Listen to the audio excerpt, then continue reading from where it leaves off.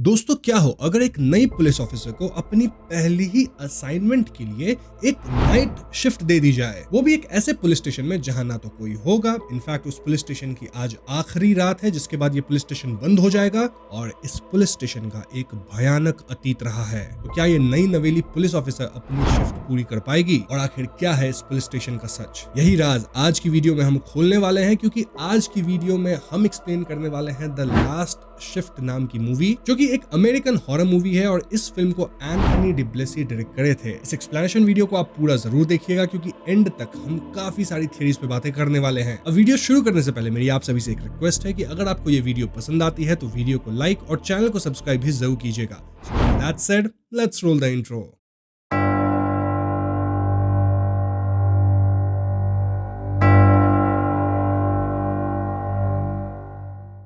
तो पहले सीन में हम जेसिका नाम की एक नई पुलिस ऑफिसर से मिलते हैं जो कि अपनी पहली असाइनमेंट के लिए एक पुलिस स्टेशन का नाइट शिफ्ट करने आई थी। स्टेशन जाने से पहले उसकी माँ उसे कॉल करके इस असाइनमेंट पर न जाने की रिक्वेस्ट करती हैं, लेकिन जेसिका उन्हें बाय बोलकर फोन काट देती है। स्टेशन के अंदर कोई भी नहीं था और तभी हम देखते हैं कि वहाँ एक आदमी गुस्से में जोर जोर से अपना हाथ पटकते हुए आ जाता है और जेसिका को देखते ही वो गुस्से में पीछे मुड़ने कहता है। जेसिका पीछे मुड़ जाती है और वो आदमी उसके पास आ जाता है। यह आदमी दरअसल सार्जेंट कोहेन थे जो कि जेसिका के सुपीरियर और रिपोर्टिंग ऑफिसर थे। वो जेसिका को बताते हैं कि एक नया पुलिस स्टेशन बनाया गया है और इस स्टेशन का सारा स्टाफ वहीं पे शिफ्ट हो चुका है। इनफैक्ट जेसिका भी कल से वहीं काम करेगी, लेकिन आज की रात जेसिका को इस स्टेशन की लास्ट शिफ्ट पूरी करनी होगी क्योंकि कल ये स्टेशन परमानेंटली बंद हो जाएगा। वो आगे बताते हैं कि इस स्टेशन के सारे 911 वाले जो कॉल्स हैं वो न्यू स्टेशन को रीराउट किए गए हैं। इसका मतलब है कि जेसिका को कोई भी 911 का कॉल तो नहीं आएगा, तो उसे बस अपनी शिफ्ट पूरी करनी है। अब यहाँ जो ऑफिसर थे वो अपना एड्रेस और फोन नंबर भी जेसिका को दे देते हैं ताकि इमरजेंसी में जेसिका उन्हें कांटेक्ट कर सके। फिर सार्जेंट कोहेन उसे किचन दिखाते हैं और हॉल के एंड में होल्डिंग सेल यानी जहाँ कैदियों को रखा जाता है ना कुछ समय के लिए, वो दिखाते हैं। वैसे वो जेसिका से कह देते हैं कि जेसिका को उधर जाने की जरूरत नहीं है। जेसिका उन्हें पूछती है कि एक एम्प्टी स्टेशन की नाइट शिफ्ट की जिम्मेदारी उसे क्यों दे दी गई, मतलब किसी सिक्योरिटी को भी यहाँ डाला जा सकता था। और इसके जवाब में सार्जेंट उसे बताते हैं कि कोई भी बाहर की सिक्योरिटी यहाँ रखना मना है और ये काम पुलिस ऑफिसर्स को ही करना पड़ता है। अब इसके बाद सार्जेंट उसे एक एविडेंस रूम में ले जाते हैं जहां तरह तरह के एविडेंसेस रखे गए थे। अब इन एविडेंसेस को मोस्टली क्राइम सीन से उठाया गया था, लेकिन समहाउ इसे डिस्पोज नहीं किया गया था। इसीलिए उस रात 10 बजे से लेकर सुबह 4 बजे तक एक हैजमैट टीम आएगी और ये सारी एविडेंस मटेरियल ले जाएगी। सार्जेंट कोहेन अब सीरियस होकर जेसिका को ये स्टेशन छोड़ के न जाने की वार्निंग देते हैं और कहते हैं कि उसकी शिफ्ट खत्म होते ही वो स्टेशन पे आ जाएंगे। अब दोस्तों रात के 8 बज रहे थे और जेसिका अपनी टेबल पे बुक पढ़ रही थी और तभी उसे हॉलवे में लाइट फ्लिकर होने की आवाज आती है। जेसिका इसे चेक करने जाती है और उसी मोमेंट स्टेशन पे एक कॉल आता है। कॉल पे एक डरी व्हीलर की मदद की पुकार लगा रही थी और वो कह रही थी कि मुझे बचा लो, मैं फंस गई हूँ, वो लोग सब मर गए होंगे। लेकिन जेसिका ये सब समझ नहीं पाती और उस लड़की से उसका एड्रेस पूछने लगती है, लेकिन तभी कॉल कट हो जाता है। जेसिका फिर न्यूज स्टेशन पे कॉल करके उस कॉल के बारे में बताती है, लेकिन न्यूज स्टेशन वाला ऑफिसर उससे कहता है कि जेसिका को कॉल आ ही नहीं सकता क्योंकि सारे 911 कॉल्स को तो न्यूज स्टेशन पे डाइवर्ट कर दिया गया है। ऑफिसर कहता है कि उसे अगर कुछ इन्फॉर्मेशन मिली तो वो बताएगा और तभी जेसिका को कहीं से कुछ आवाज आती है एंड वो फिर से इस आवाज को चेक करने निकल जाती है। बट एज एक्सपेक्टेड उसे कुछ मिलता नहीं। इस पॉइंट तक 10 बजने लग रहे थे और जेसिका स्टेशन के किचन में बैठ के अपना डिनर खा रही होती है और तभी उसे अपने मुंह में एक बहुत ज्यादा लंबा सा बाल मिलता है जिसे वो जितना निकालने की कोशिश करती है उतना ही ये बाल बढ़ता जा रहा था। ऑफ कोर्स ये काफी डिस्गस्टिंग चीज है, राइट? तो इसी डिस्गस्ट में जेसिका उल्टी कर देती है। अपना बचा हुआ सैंडविच भी वो कचरे में फेंक देती है और तभी उसे मेन डोर पे किसी के नॉकिंग की आवाज आती है, लेकिन चेक करने पे अगेन वहाँ कोई नहीं था। लेकिन वापस स्टेशन के अंदर आते ही जेसिका को वहाँ एक होमलेस बंदा दिखाई देता है जो पता नहीं कैसे अंदर घुस गया था और वो वहीं पे बदहोशी की हालत में नंबर 1 करने लग जाता है। ये देख के जेसिका उसे निकल जाने को कहती है, लेकिन वो बंदा अपने होश में नहीं था।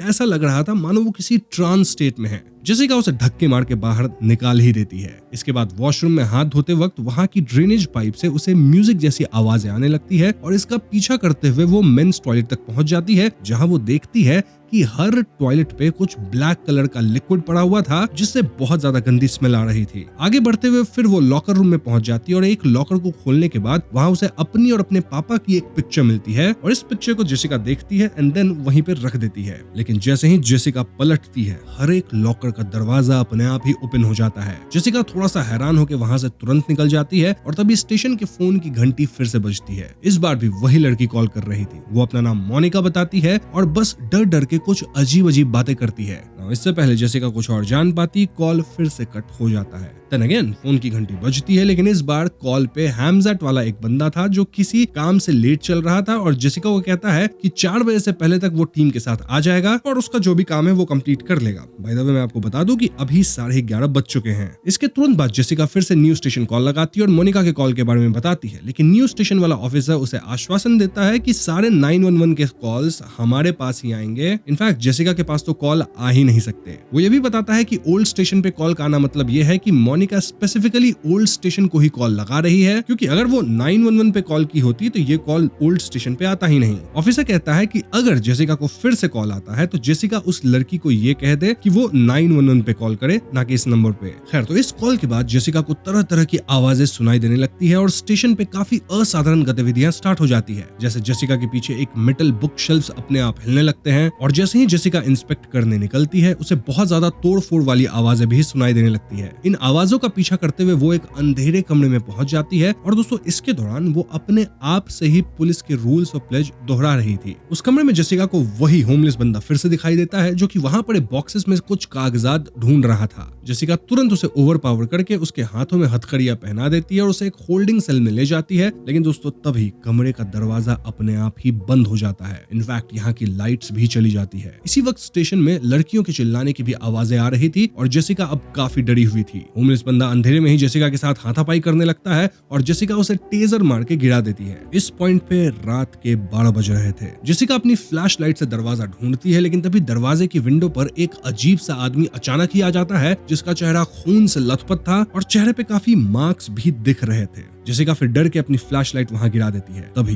कोई तो आदमी जेसिका की फ्लैश लाइट उठा के उस पे पॉइंट करने लगता है और जेसिका को लगता है कि शायद ये वही होमलेस बंदा है, लेकिन जैसे ही वो आदमी टॉर्च कोने में पड़े हुए होमलेस बंदे पे घुमाता है तब हमें पता चलता है कि यहाँ इन दोनों के अलावा कोई और भी है। अब हमें कैसे पता चला कि ये आदमी ही है? तो दोस्तों ये अनजान आदमी हाँफ रहा था और उसकी इस आवाज से हमें पता चलता है कि हाँ ये कोई आदमी ही है। इनफैक्ट वो बार बार टॉर्च को बंद कर रहा था फिर चालू कर दे रहा था एज इफ जेसिका को टॉन्ट कर रहा हो। वो बार बार जेसिका के चेहरे पे टॉर्च घुमा रहा था और जेसिका के पूछने के बाद भी वो कोई भी जवाब नहीं दे रहा था। तब अचानक से 1 सेकंड के फ्लैश के अंदर हम देख पाते हैं कि जेसिका के ठीक पीछे 2 अनजान इंसान खड़े थे। इन लोग के गले में फंदा था और इनका मुंह एक कपड़े वाले व्हाइट बैग से ढका हुआ था जिसपे खून से कुछ लाइंस या रिचुअलिस्टिक डिजाइन बनाई गई थी, बिल्कुल उसी तरह जैसे वो आदमी जो अचानक दरवाजे के विंडो पे आया था वो उसके चेहरे पे था। और फिर एकदम से लाइट्स फिर से ऑन हो जाती है और कमरे का दरवाजा भी खुल जाता है। हम देखते हैं कि वो होमलेस बंदा वहीं कोने में बेहोश पड़ा हुआ था और जेसिका अपनी फ्लैश लाइट उठा के वहां से निकल जाती है। निकलते ही वो जल्दी से बाहर से इस कमरे को लॉक भी कर देती है। इस पॉइंट तक जेसिका काफी डर चुकी थी, लेकिन वो हिम्मत नहीं हारती। वो बाहर आके फिर से अपना पुलिस प्लेज दोहराने लगती है। ऐसे में जेसिका थोड़ी सी शांत होती है और अपनी टेबल पे आके बैठ जाती है। वो फिर सार्जेंट कोहेन को कॉल लगा के सब बताने की सोचती है, लेकिन कॉल पे वो कुछ कह नहीं पाती। तभी सीलिंग में उसे कुछ अजीब दिखाई देता है। सीलिंग पे खून से MOS लिखा गया था, जिसे अगर हम रोटेट करके पढ़े तो ये होगा SOW। जेसिका फिर जल्दी से जाके सारे दरवाजे लॉक कर देती है और एंट्रेंस वाला डोर लॉक करते वक्त उसे वहाँ एक लड़की खड़े होकर स्मोक करती हुई दिखती है। इस लड़की का नाम मैरीगोल्ड होता है और वो जेसिका को बताती है कि वो भी पहले स्टेशन में एक बार होल्डिंग सेल में थी और तब वहाँ 3 लोगों को उसकी साइड वाली सेल में लाया गया था। वो बताती है कि इस फैमिली को पेमोन फैमिली बोलते हैं और उनको मैंशन फैमिली जैसा बनना था जिन्होंने कुछ लड़कियों को किडनैप करके समाप्त किया था। जेसिका ये सुन के हामी भरती है। वो बताती है कि ऑफिसर्स ने उस पेमोन फैमिली को क्राइम सीन पे ही खत्म कर दिया था और उसके पापा भी उन ऑफिसर्स में से एक थे जो इस घटना में समाप्त हुए थे। लेकिन मैरीगोल्ड जेसिका को बताती है कि ये सब झूठ है और पेमोन फैमिली को क्राइम सीन पे मारा नहीं गया था, बल्कि उन्हें उस रात इस स्टेशन पे उसकी साथ वाली सेल में रखा गया था। इनफैक्ट मैरीगोल्ड तो रात को सो तक नहीं पाई थी क्योंकि वो लोग रात भर एक गाना गा रहे थे जो कि फिर मैरीगोल्ड गुनगुनाने लगती है। इस गाना को जेसिका भी सुन पाती है और जेसिका को याद आता है कि ये तो वही गाना है जिसे उसने बाथरूम में सुना था। मतलब ये गाना स्टेशन में हल्का हल्का सुनाई देता रहता है। मैरीगोल्ड बताती है कि उन तीनों ने अपनी ही बेडशीट को रस्सी बना के अपने साथ गलत किया था और अगली सुबह उनकी शरीर जो थी वो होल्डिंग सेल में थी भी नहीं। ये सब बोल के मैरीगोल्ड यहाँ से चली जाती है। अब इन बातों से हमें ज्यादा कुछ समझ तो नहीं आता, लेकिन एक चीज जो कि हम क्लियरली देख पाते हैं वो ये कि इस जगह पे असाधारण गतिविधियां बढ़ती ही जा रही थी। जैसे कमरे के सारे टीवी अपने आप ऑन हो जाते हैं जिसमें हमें वही 3 लोगों के इंटरव्यूज दिखाए जाते हैं और हमें उनकी कहानी थोड़ी बहुत समझ आती है। ये किसी कल्ट की तरह था और इन 3 लोगों में कल्ट लीडर माइकल पेमन था एंड देन उसके साथ 2 लड़कियां थी। तो दोस्तों जॉन माइकल पेमन नाम का एक आदमी एक कल्ट बनाया था और वो उस कल्ट का लीडर भी था। वो डेविल वर्शिपर्स थे, यानी वो किंग ऑफ हिल पेमोन को पूजते थे। इस कल्ट में कितने लोग हैं हमें नहीं पता, लेकिन फिलहाल हमें 3 लोग दिखाई देते हैं। बट हमें ये बताया जाता है कि इन्होंने बहुत सी लड़कियों को अगवा किया था और उन्हें रिचुअलिस्टिक प्रैक्टिस के चलते पेमोन को सैक्रिफाइस कर दिया था। इंटरव्यू के एंड में वो बार बार कहता है कि वो फिर से आएगा और सब डिस्ट्रॉय करेगा। और तभी कमरे की कुर्सियां अपने आप मूव होने लगती हैं और हम कुर्सी पे बैठे वही 3 लोगों की झलक देख पाते हैं। इसके बाद स्टेशन पे फिर से फोन की घंटी बजती है और इस बार भी कॉल पर मोनिका ही थी। जेसिका उसे बार बार 911 पे कॉल करने बोलती है, लेकिन मोनिका घबराई हुई थी और उसे बचाने बोलती है। ऐसे में जेसिका मोनिका से उसका लास्ट नेम और एज पूछती है और मोनिका बताती है कि उसका लास्ट नेम है young and she is 17 years old. Jessica पूछती है कि क्या उसने माइकल पेमोन नाम वहां आसपास सुना है और इस पे मोनिका हाँ बोलती है और कहती है कि उसकी साथ वाली सारी लड़कियां समाप्त हो गई। और दोस्तों मोनिका के पीछे से हमें वही गाना फिर से सुनाई देता है एंड देन कॉल कट जाता है। इसके बाद जेसिका फिर से न्यू पुलिस स्टेशन कॉल करती है और ऑफिसर को सारी बातें बताती है, लेकिन न्यू ऑफिसर बात को रफा दफा कर देता है। इनफैक्ट उसे कोई और नंबर देके इन्फॉर्मेशन लेने बोलता है। तभी बैकग्राउंड में वही गाना बहुत जोर से बजने लगता है और जेसिका उसे इंस्पेक्ट करने जाती है। मतलब ये आवाज आ कहां से रही है। वो देखती है कि एक कमरे के अंदर सारे चेयर्स एक के ऊपर एक अरेंज किए गए थे और इस पॉइंट पे जेसिका को थोड़ा डाउट होता है कि कहीं उसके कलीग्स, मतलब जो न्यूज स्टेशन के ऑफिसर्स है, वो सब उसके साथ प्रैंक के लिए तो नहीं कर रहे हैं, क्योंकि जेसिका नई है ना, नई लोगों के साथ यूजुअली प्रैंक हो जाता है। लेकिन तभी मेन डोर की बेल बजती है और हम देखते हैं कि वहां एक ऑफिसर जिनका नाम ऑफिसर रायन प्राइस था, वो जेसिका को चेक करने आए थे। इनफैक्ट ये ऑफिसर कहते भी हैं कि हम किसी तरह का प्रैंक नहीं कर रहे हैं। अंदर आके दोनों जनरल बातचीत करते हैं, लेकिन जेसिका उन्हें कुछ भी नहीं बताती। मतलब जो कुछ जेसिका के साथ हो रहा है उस बारे में कुछ नहीं बताती। ऑफिसर प्राइस कहते हैं कि एक्चुअली में जैसे ही उन्हें पता चला कि जेसिका शिफ्ट इस स्टेशन पे है तो वो चुपके से मिलने आ गए। प्राइस कहता है कि वो उसके पापा को जानता था और एक्चुअली में उस रात, मतलब जब पेमोन फैमिली का कांड हुआ था, तब ऑफिसर प्राइस और जेसिका के पिता दोनों एक साथ ही थे। प्राइस कहता है कि वो लोग सीन पे टाइम से पहले ही आ गए थे और वहां बहुत सी लड़कियों को बचाने की उन लोगों ने कोशिश की थी और इसी कोशिश में 2 ऑफिसर्स इंक्लूडिंग जेसिका के पापा समाप्त हुए थे। बस यही बोलकर ऑफिसर प्राइस वहां से निकल लेते हैं, लेकिन जैसे ही वो मुड़ते हैं हम देखते हैं कि उसके सिर पे पीछे वाली साइड पे एक बड़ा सा होल बना हुआ था। उसका ब्रेन तक दिख रहा था। जेसिका ये देख के शॉक्ड रह जाती है। दोस्तों इसके बाद माहौल और भी क्रीपी हो जाता है और जेसिका को अजीब अजीब आवाजें सुनाई देने लगती है। तभी हम देखते हैं कि माइकल पेमन का खत्म हुआ शरीर, जिसके मुंह पर वही बैग ढकी हुई थी, वो काइंड ऑफ जेसिका की तरफ अजीब हालत में बढ़ रहा था। अब आप पूछ सकते हैं कि आपको कैसे पता कि वो माइकल ही था? तो दोस्तों उसने सेम कपड़े पहने हुए थे जो हमने टीवी पे इंटरव्यू में देखा था। इस पॉइंट पे जेसिका डरते हुए एक कमरे के अंदर छिप जाती है। इसके बाद जेसिका अपनी गन लेके यहाँ वहाँ देखने लगती है और तभी वो होमलेस बंदा अपने सेल में चिल्लाने लगता है और जेसिका को उसे वहां से निकालने के लिए गिड़गिड़ाने लगता है। हम देखते हैं कि उसके बिल्कुल पीछे वही 3 लोग अपने साथ गलत किए हुए थे। इनफैक्ट हमें पता चलता है कि उस रात इन लोगों ने एक्चुअल में साथ में मिलकर गलत किया था, बिल्कुल जैसा मैरीगोल्ड बताई थी।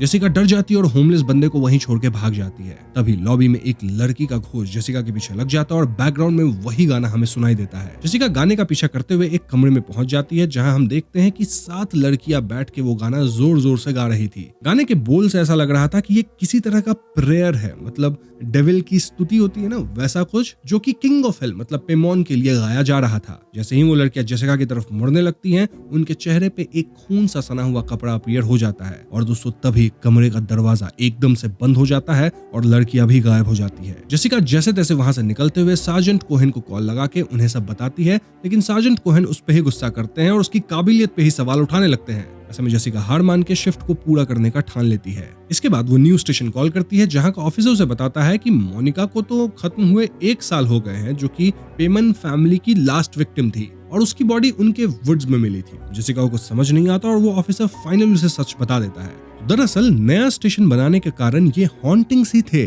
जी हाँ दोस्तों, पेमोन फैमिली के 3 जो लोग थे वो अपने साथ गलत किए थे, ये हम जानते हैं। और उसके बाद से ही स्टेशन का माहौल कहीं ना कहीं खराब हो गया। असाधारण घटनाएं होने लगी और सारे ऑफिसर्स को और कैदियों को बिल्कुल वैसे ही विजन्स और एक्सपीरियंस आने लगे जैसे जेसिका को आ रहे थे। उन्हें भी पाइप से गाना सुनाई देता और वो ऑफिसर कहता है कि जब से नया स्टेशन बना है इसके बारे में कोई भी बात नहीं करता। ऑफिसर और भी इंफॉर्मेशन बता ही रहा होता है, लेकिन तभी जेसिका को किसी की आहट आती है और ऐसे में जेसिका कॉल बीच में ही रख देती है। जेसिका देखती है कि उसके खत्म हुए पापा की फोटो जमीन पे पड़ी हुई थी और ये देख के जेसिका बहुत ज्यादा इमोशनल हो जाती है। इसके बाद जेसिका उन सारी खत्म हुई लड़कियों की तस्वीर देखती है जिनको बहुत ही बेरहमी से समाप्त किया गया था। जेसिका को ऑफिसर प्राइस तक का फोटो दिखता है जिन्होंने मुंह में बंदूक रख के अपने साथ ही गलत किया था। इसलिए दोस्तों जब ऑफिसर प्राइस यहाँ जेसिका को मिलने आए थे तो उनके सर में एक बड़ा सा होल था। तभी हम देखते हैं कि पूरे लॉबी में हजारों तस्वीरें थी। शायद पेमॉन फैमिली के ये सब विक्टिम्स थे। फिर लाइट फ्लिकर होती है, देन जोर से एक इरिटेटिंग सी आवाज आती है जिसे सुन के जेसिका पेन में अपने कान बंद करने लगती है। और हाँ, लॉबी में पड़ी तस्वीरों में आग भी लग जाती है। इनफैक्ट जेसिका इस पॉइंट पे यहीं पे बेहोश हो जाती है। कुछ समय बाद जेसिका को उसकी मॉम का कॉल आता है जिससे जेसिका उठती है। उसकी मॉम उससे सुबह के लिए माफी मांग रही थी क्योंकि वो नहीं चाहती थी कि जेसिका पुलिस ऑफिसर की नौकरी करे। लेकिन इसी बीच जेसिका को रियलाइज होता है कि उसकी गन मिसिंग है और थोड़ा ढूंढने पे उसे वहां एक लड़की गुजरती हुई दिखती है। जेसिका तुरंत उसका पीछा करती है और वो लड़की चुपके से जेसिका पे वार करती है और बेहोश जेसिका को घसीटते हुए एक कमरे में ले जाती है। चोटिल जेसिका को फिर से जब होश आता है तब उसके सामने एक लड़की बैठी हुई थी और उसके हाथ में जेसिका की गन भी थी। वो कहती है कि जेसिका बहुत लकी है जो उसे इस सब में हिस्सा लेने का चांस मिल रहा है। लेकिन जेसिका वाज लाइक कि मुझे नहीं पता कि मैं जो देख रही हूँ वो सच है या फिर मेरा एक वहम है। अब ये लड़की कौन थी? वेल वो बताती है कि मैं माइकल पेमॉन की जबरदस्त और डिवोटेड फॉलोअर हूँ। इनफैक्ट ये लड़की उसके लिए कुछ भी कर सकती थी। ये लड़की नाराज थी क्योंकि माइकल पेमन जाते वक्त उन दो लड़कियों को ले गया था जिसके साथ वो समाप्त हुआ था, राइट? मतलब इस लड़की को साथ नहीं ले गया जिसके लिए वो नाराज है। आज के दिन उसकी 1 साल की डेथ एनिवर्सरी है और वो लड़की यहाँ सेलिब्रेट करने आई है। अब ऐसा बोल के ये लड़की गन लेती है और अपने साथ ही गलत करती है। हाँ, ये काफी शॉकिंग था और इसके बाद जेसिका तुरंत अपनी गन उसके हाथ से लेके वहां से निकलती है। तभी जेसिका को फिर से कॉल आता है। कॉल पे फिर से मोनिका ही बात कर रही थी, लेकिन इस बार जेसिका उसे कहती है कि मोनिका तुम समाप्त हो चुकी हो। और ये सुन के मोनिका अजीब तरह से जोर जोर से हंसने लग जाती है। उसी समय वो टेबल भी हिलने लगता है और टेबल के नीचे से एक अजीब सी भूतिया लड़की बाहर आती है और वो जेसिका के पीछे लग जाती है। जेसिका घबरा के यहाँ वहां भागने लगती है और 2 मेटल बुक शेल्फ्स के बीच में छुप जाती है। लेकिन वो भूतिया लड़की उसे वहां खोज लेती है और धीरे धीरे उसके करीब आने लगती है। फिर वो एकदम से गायब होती है। दोस्तों जेसिका तुरंत मेन डोर की तरफ भागती है और स्टेशन छोड़कर जाने की सोचती है, लेकिन डोर्स लॉक्ड थे और जेसिका उन्हें खोल नहीं पाती। जेसिका ग्लास डोर पर गोलियां भी बरसाती है, लेकिन दोस्तों ग्लास डोर को खरोंच तक नहीं आती। तभी जेसिका को अपने मोबाइल पे उसके पापा का कॉल आता है जो कि कह रहे थे कि जेसिका पे वो बहुत गर्व करते हैं, he is very proud of her, और इसीलिए जेसिका को स्टेशन छोड़ के नहीं जाना चाहिए क्योंकि उन्होंने इसी जॉब के लिए अपनी जान दी थी। इन शॉर्ट पापा कह रहे थे कि जेसिका को कुछ भी करके अपनी ड्यूटी निभानी होगी। वो कहते हैं कि जिस आदमी ने उनकी जान ली थी वो अभी भी इसी बिल्डिंग में है और जेसिका को उसके बारे में कुछ तो करना होगा। तभी हम एक आदमी को जेसिका के बगल से जाते हुए देखते हैं। जेसिका उसको रोकती है और दोस्तों ये वही होमलेस बंदा था जो अब बिल्कुल भूतिया लगने लगा था। अभी फिर से लाइट बंद हो जाती है और जेसिका तुरंत उस होल्डिंग सेल की तरफ भागती है जहां उस होमलेस बंदे ने अपने आप के साथ गलत कर लिया था। वॉल्स पे चारों तरफ खून के सिंबल्स बने हुए थे और किंग ऑफ हेल भी लिखा था। तभी जेसिका को एक विजन दिखाई देता है जिसमें वो 3 लोगों ने मतलब पेमॉन फैमिली ने कैसे अपने साथ गलत किया था वो दिखाया जाता है और देखते ही देखते उसमें से माइकल पेमन विजन में से बाहर आकर जेसिका की तरफ बढ़ता है। जेसिका हड़बड़ा जाती है और रूम से बाहर निकलती है जहां उसे ऑफिसर प्राइस दिखता है जो अपनी उंगलियां गन जैसी बना के अपने मुंह में डाल के खुद को मतलब खत्म करने की एक्टिंग कर रहा था। इनफैक्ट उसके मुंह और नाक से खून बहने लगता है। जेसिका वहां से भागती है और माइकल पेमन भी उसे हॉन्ट करने लगता है। तभी वो एक डोर के पास आती है जहां डोर नॉब पर उसके और उसके पापा की फोटो लगी हुई थी। जेसिका इसे देखकर रोने लगती है और फिर से अपने पुलिस का प्लेज बोलने लगती है। तभी फिर से उसके पापा को उसे कॉल आता है जो उसे उकसाते हैं कि जेसिका को सबको खत्म करना होगा। और तभी जेसिका भाग के मेन डोर की तरफ जाती है जहां कुछ अनजान लोग घूम रहे थे। जेसिका एक एक करके अपनी गन की मदद से इन सबको समाप्त करती है। एविडेंस रूम में जाने के बाद जेसिका देखती है कि वहां के सारे एविडेंस मटेरियल गायब थे। यहाँ मैं आपको बता दूं कि ये सब अंधेरा में हो रहा था क्योंकि लाइट तो पहले ही जा चुकी थी। जेसिका सबको ढूंढ रही थी ताकि उन्हें खत्म कर सके और ऐसे ही एक आदमी को मार देने के बाद अचानक से जेसिका को पीछे से कोई गोली मार देता है। और दोस्तों ये कोई और नहीं बल्कि सार्जेंट कोहेन थे। और इस पॉइंट पे रियलिटी स्ट्रक होती है जहां वो देखती है कि उसने अनजान कल्ट लोगों को नहीं बल्कि हैजमैट वाले बंदों को खत्म कर दिया था जो कि यहाँ 4 बजे आए थे। ये रियलिटी समझने के बाद जेसिका एकदम टूट सी जाती है, लेकिन वो कुछ कर नहीं पाती क्योंकि वो खुद चोटिल हालत में पड़ी थी। सार्जेंट कोहेन तभी अपने वॉकी टॉकी से जेसिका के लिए मेडिकल हेल्प मंगवाते हैं और हम देखते हैं कि जेसिका भी अब वही गाना गुनगुना रही थी और उसे पेमॉन फैमिली के तीनों लोग अपने सामने दिखाई देते हैं। एंड फाइनली जेसिका अपना दम तोड़ देती है। यहीं पे फिल्म खत्म हो जाती है। दोस्तों ये थी द लास्ट शिफ्ट मूवी की कहानी, जिसकी कहानी आप ठीक ठाक समझ गए होंगे, लेकिन फिर भी आपके मन में कई सवाल आ रहे होंगे। तो चलिए बिना समय गवाए हम कुछ इंटरेस्टिंग थियरीज पे बातें कर लेते हैं। तो सबसे पहले शॉर्ट में समझा जाए तो ये कहानी जेसिका नामक एक नई पुलिस ऑफिसर की है जो कि अपनी पहली असाइनमेंट में एक पुराने स्टेशन की आखिरी नाइट शिफ्ट करने जाती है। शुरू में सब नॉर्मल लगता है, लेकिन धीरे धीरे स्टेशन में अजीब कॉल्स, विजन्स और डिस्टर्बिंग इंसिडेंट्स होने लग जाते हैं। बाद में जेसिका को पता चलता है कि स्टेशन का कनेक्शन एक कल्ट से था जिसका लीडर जॉन माइकल पेमॉन था। ये कल्ट किंग पेमॉन नाम की एक डिमोनिक एंटिटी को मानता था और रिचुअल्स एंड सैक्रिफाइसेस करता था। रिपोर्ट्स के हिसाब से उन्होंने कई लड़कियों को किडनैप करके उनकी बलि दी थी और जब पुलिस ने उन्हें पकड़ा तो उनकी कहानी वहीं खत्म नहीं हुई। उनकी मौत के बाद भी स्टेशन में अजीब घटनाएं होने लगी और लोगों को विजन्स और हॉन्टिंग्स एक्सपीरियंस होने लगे। अब जैसे जैसे रात आगे बढ़ती गई, जेसिका के लिए ये समझना मुश्किल हो जाता है कि वो किसी सुपरनैचुरल फोर्स का सामना कर रही है या धीरे धीरे खुद रियलिटी से दूर जा रही है। मतलब जेसिका के लिए बहुत मुश्किल था ये समझना कि वो जो देख रही है वो रियल है या फिर उसका विजन है। अब एक बात तो क्लियर है कि सार्जेंट कोहेन को पहले से ही स्टेशन के हॉन्टिंग्स के बारे में पता था, राइट? इनफैक्ट जब जेसिका स्टेशन पहुंची थी फर्स्ट टाइम तो सार्जेंट कोहेन का बिहेवियर थोड़ा अजीब भी था। वो इरिटेट भी दिख रहे होते हैं और जेसिका को देखते ही कहते हैं टर्न अराउंड। मूवी कभी एक्सप्लेन ही नहीं करती कि उन्होंने ऐसा क्यों बोला, बट फैन थियरीज के हिसाब से वो कोई नॉर्मल इंस्पेक्शन नहीं कर रहा था। कुछ लोग इसे लेटर ऑफिसर प्राइस वाले सीन से कनेक्ट करते हैं जहां प्राइस पहले बिल्कुल नॉर्मल दिखता था और बाद में पता चलता है कि वो पहले से समाप्त हुआ था। इसलिए थियरी ये कहती है कि शायद कोहेन चेक कर रहा था कि जेसिका भी किसी तरह की हैलुसिनेशन या कोई इफेक्टेड बंदी तो नहीं है, मतलब रियल ह्यूमन है या नहीं। और यहीं पे एक और चीज सस्पिशियस हो जाती है। अगर डिपार्टमेंट को ऑलरेडी स्टेशन के हॉन्टिंग्स के बारे में पता था तो फिर जेसिका जैसे नए ऑफिसर रुकी को यहाँ अकेले क्यों भेजा गया? कोहेन बार बार उसे स्टेशन को ना छोड़ने के लिए कहते हैं, लेकिन जेसिका को वो किसी तरह से वार्न तक नहीं किए थे। इसलिए फैंस मानते हैं कि कोहेन या तो सिचुएशन को अंडर एस्टिमेट कर रहे थे जिस कारण वो जेसिका को यहाँ छोड़े, या फिर वो शायद देखना चाहते थे कि जेसिका सर्वाइव करती है या नहीं। अब इस थियरी की एक डार्क वर्जन ये भी है कि क्योंकि स्टेशन क्लोज होने वाला था और किसी को लास्ट शिफ्ट तो करनी ही थी, तो कोहेन यहाँ जेसिका को ही भेज दिया क्योंकि वो नई थी और कोहेन काइंड ऑफ जानते थे कि शायद जेसिका बच नहीं पाएगी। अब कोहेन से आगे बढ़ के अगर हम उस होमलेस बंदे की बात करते हैं तो वो कोई रैंडम इंसान नहीं था। हम याद करते हैं कि ये बंदा अंदर कैसे आया। देखो, जेसिका को एक नॉक सुनाई दी थी, वो डोर को चेक करती है, वहां कोई नहीं होता और फिर अचानक बंदा ऑलरेडी अंदर मिलता है। ये एंट्री नॉर्मल तो नहीं लगती। एक लिटरल एक्सप्लेनेशन ये है कि वो किसी बैक एंट्रेंस से घुस गया होगा, लेकिन उसका बिहेवियर इस थियरी को वीक बना देता है। वो प्रॉपर्ली रिएक्ट नहीं करता, ट्रांस स्टेट में लगता है और जेसिका को ऑलमोस्ट इग्नोर करता है और बाद में भी अननेचुरल बिहेव करता है। इसलिए काफी इंटरेस्टिंग थियरी ये कहती है कि वो बंदा एक्चुअली रैंडम कैरेक्टर नहीं है, वो जेसिका का सिंबॉलिक प्रीव्यू था। एक ऐसा इंसान जो स्टेशन में एंटर हुआ और धीरे धीरे रियलिटी लूज कर गया। नोटिस करो, एंड में जेसिका भी ऑलमोस्ट सेम स्टेट में पहुंच जाती है, कंफ्यूज्ड, आइसोलेटेड, ट्रैप्ड और अपने परसेप्शन पे भरोसा नहीं कर पाती। तो ये एक सिंबॉलिक प्रीव्यू है, बट पर्सनली मुझे ये थियरी वीक ही लगती है। कुछ फैन डिस्कशंस में ये भी स्पेकुलेट किया गया है कि शायद वो किसी विक्टिम का रिलेटिव था जो क्लोजर ढूंढने स्टेशन लौट रहा था। लेकिन सिंबॉलिक रीडिंग ज्यादा पॉपुलर है कि मूवी बिगिनिंग में ही जेसिका का फ्यूचर दिखा देती है। अब एक और सवाल ये आता है कि जेसिका को बार बार मोनिका का कॉल क्यों आ रहा था? क्या वो वाकई मदद मांग रही थी, किसी तरह के पास्ट ट्रॉमा में उसकी आत्मा फंसी हुई थी, या फिर वो जेसिका को और भी फंसा रही थी?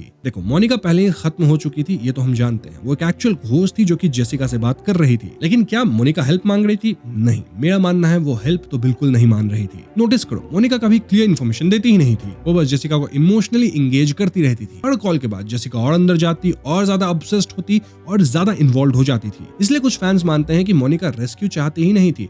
मोनिका जेसिका को उसी इमोशनल स्टेट में ले जा रही थी जहां वो रियलिटी और इमेजिनेशन का डिफरेंस होना शुरू कर दे। और जब रिवील होता है कि मोनिका ऑलरेडी खत्म थी, तब ये थियरी और भी सही हो जाती है। अब यहाँ पे जो भी असाधारण गतिविधियां हो रही थी वो एक कल्ट के कारण हो रही थी, राइट? उन्होंने पहले कई सारे रिचुअल्स किए थे, बट क्या हो अगर मैं आपको कहूँ कि ये जो लास्ट शिफ्ट थी वो सबसे बड़ी रिचुअल थी। ये थियरी काफी डार्क है और एंडिंग को कम्प्लीटली चेंज कर देती है। ऑफिशियली हमें बताया गया कि पेमॉन फैमिली ने 1 साल पहले अपने कल्ट रिचुअल्स किए थे, लड़कियों को सैक्रिफाइस किया था, फिर अपने साथ गलत कर लिया, मतलब सब वहीं खत्म हो गया। लेकिन सोच के देखो, ऐसा भी तो हो सकता है कि पुरानी रिचुअल कभी कंप्लीट हुई ही नहीं थी और भी सैक्रिफाइसेस चाहिए थे। पूरी मूवी में रिपीटेडली एक साइकिल और कंटिन्यूएशन की फीलिंग आती है। मोनिका को लास्ट विक्टिम बोला जाता है, लेकिन फिर भी जेसिका एग्जैक्टली 1 साल बाद सेम स्टेशन में इमोशनली वल्नरेबल स्टेट में आ जाती है और एंड में जब वो हैजमैट वर्कर्स को कल्ट मेंबर समझकर खत्म कर देती है और खुद भी उस गाने को गुनगुनाने लगती है, तो क्या ये वही रिचुअल फिर से नहीं हो गया जो कि आज आके कंप्लीट हुआ है? इन केस हम कंसिडर करते हैं कि पुरानी रिचुअल कंप्लीट हो भी गई थी, तो शायद ये